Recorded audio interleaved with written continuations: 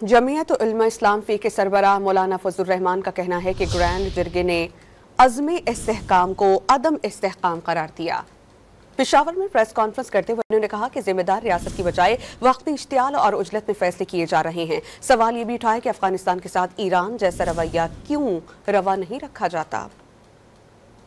फाटा के तमाम एजेंसियों या आज आप उसको अजला कहें, उन्होंने बिल इत्तिफाक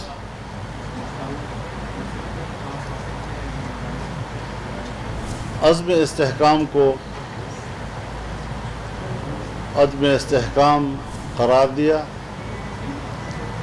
और उस पर अदम एतमाद का इजहार किया।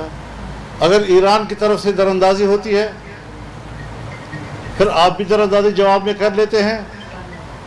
एक हफ्ते के अंदर अंदर मामला तय हो जाते हैं। ये रवैया अफगानिस्तान के साथ क्यों नहीं है?